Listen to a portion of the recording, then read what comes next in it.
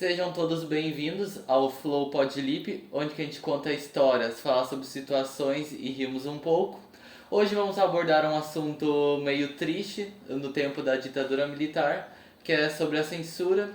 Então convidei um parente de uma pessoa que participou, era um jornalista chamado Vladimir Herzog. Ele lutou contra a censura, então eu trouxe um convidado especial. Pode vir. Então, prazer. Prazer. Meu nome é Belo Herzog e hoje eu irei comentar sobre a censura que meu avô passou na época da ditadura militar. Então, é sempre difícil, né, falar essas coisas para mim, mas eu vejo que é necessário que eu aborde esse assunto para que todas as pessoas vejam como foi importante, tá, essa esse momento e para ver como as pessoas, né, para elas verem como realmente foi a censura militar nessa época. Então dá pra ver que é um assunto bem sério. Então eu vou começar com algumas perguntas, né? Então vamos começar com a primeira. Então Vladimir foi um símbolo de luta contra a censura e a repressão. Então eu queria saber como tu acha o legado dele hoje, né? Então, né, o meu avô, ele sempre apoiou, né, a liberdade de expressão e da informação, né, das pessoas. Ele queria sempre dar o máximo de informação possível, ele queria deixar as pessoas atentas, né, sobre o que está acontecendo, né, mesmo que ele pagasse um preço alto por isso, já que ele acabou sendo muito guerreiro, lutou bravamente contra a censura, né? Ele sempre quis infringir, né, as leis e lutar contra a censura. Mas, né, como já sabemos o final que aconteceu com ele, né? Então dá pra saber, né, que na época que ele tava tentando ajudar, ele ainda era punido por isso, né? Então, antes Sim. da nossa segunda pergunta, vamos ir para o comercial do nosso participante do Flow Podlip, que é o Linho Lanches.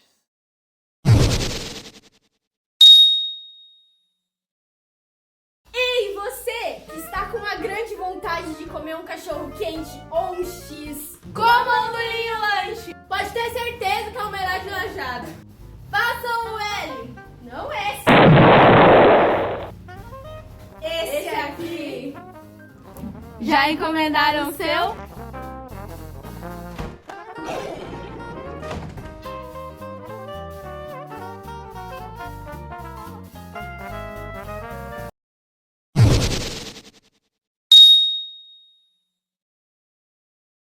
Então vamos para a segunda pergunta.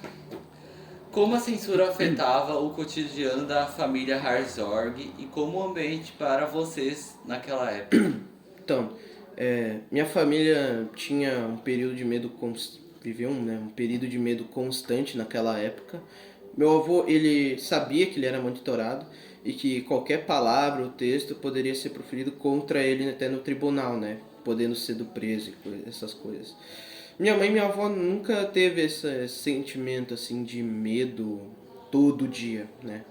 Mas elas sabiam, né, que meu avô ele batalhava contra algo muito maior além da compreensão delas. Então dá pra perceber que o ambiente lá era meio assustador, né? Mesmo que algumas pessoas não se assustavam, o Herzog sabia, né? O que estava Sim, acontecendo, mas a tua família não estava muito preocupada, mas só ele. sim. Elas sabiam que o meu avô lutava, né, contra isso no jornalismo. Só que elas não tinham toda a noção do problema que era a censura naquela época. Uhum, então ele lutava pelo certo mesmo, mesmo as pessoas não sabendo muito, É, vamos dizer. Então vamos para a terceira pergunta, né? Então a morte do Vladimir foi um impacto para o Brasil, mas eu queria saber qual foi a sensação da tua família ao descobrir isso.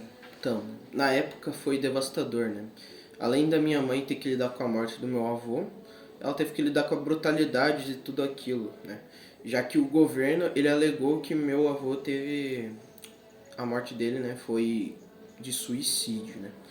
Alegando isso e, né, minha avó e minha mãe na época nunca iriam acreditar nisso, já que eles conheciam, né, o meu avô, como ele era nessa época, como ele era sempre batalhador, né, nunca acreditaram nisso.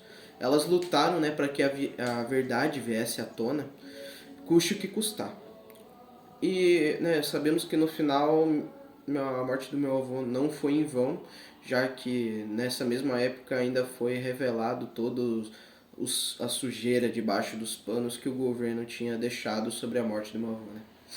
Então ele acabou morrendo, mas deixando seu legado, né?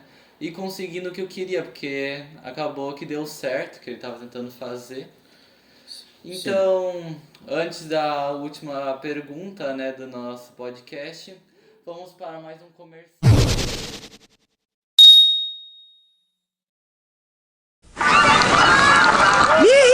Meu irmão, fala sério. Sério? Não, mané, não é fala sério de fala sério. Fala sério, essa Pepsi Twist é o tipo da parada que fala sério. Cala a boca. Ih, o cara! Estressadão, ué. Tem limão. Não, isso não é um problema, cara. Eu sei que tem limão. Ô, imbecil. Minha irmã. O que tem tua irmã? Espremer a minha irmã. Dentro da lata? Que é isso? Peraí só um segundo. Cara, tua irmã é muito gostosa. Ô, você tá louco? Papo sério, meu irmão. Uhul! Aí fala baixo. Galera, a irmã do cara é muito gostosa. É mentira. Vai chegar a irmã do cara.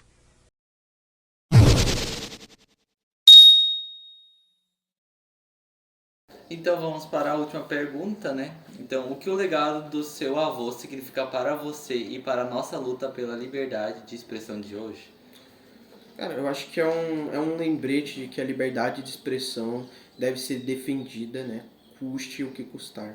Mesmo que eu tenha que lembrar, né, desse passado horrível que minha família teve, eu ainda contaria sobre esse passado para que, né, seja lembrado que a liberdade de expressão tem que ser defendida.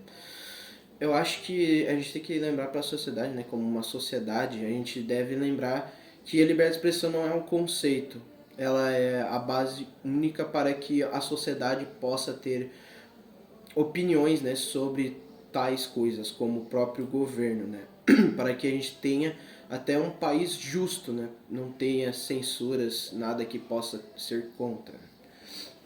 E tipo, querendo ou não, a nossa liberdade de expressão define a gente, mostra como a gente é de verdade, né? Então, antigamente, a gente não tinha isso. Sim, na época da ditadura militar, você não podia falar basicamente nada. Já que se falasse uma palavrinha que podia ser interpretada como alguma palavra ofensiva contra o governo, aí você poderia, né, já ir, sei lá, o camburão da cidade, ser preso, torturado. Dependia muito do que você falava. No caso, como meu avô, ele lutava muito contra isso, ele acabou sendo torturado pelo próprio governo. É bem complicado isso. Então é muito inspirador, né? O seu avô naquela época. E o bom é que a gente agora vê que é muito importante ter a liberdade de expressão hoje em dia. Sim. Eu agradeço muito pelo convite, né, do você, Lipe. Eu pude desabafar com mais do que uma pessoa, né, além de você, sobre o passado que foi aterrorizante naquela época. Bom lembrar, né, que para as pessoas, né, que a liberdade de expressão é um direito de cada um de nós. Devemos defendê-lo a qualquer custo. Ninguém pode tirar as suas opiniões, os seus direitos de você. Muito obrigado pelo convite. Não de nada, e é muito bom que as pessoas podem ver, né? Tem bastante pessoa que assiste o Flow Podlipe. E então, com certeza, vamos encerrando por aqui mais um capítulo de hoje. E na próxima a gente volta.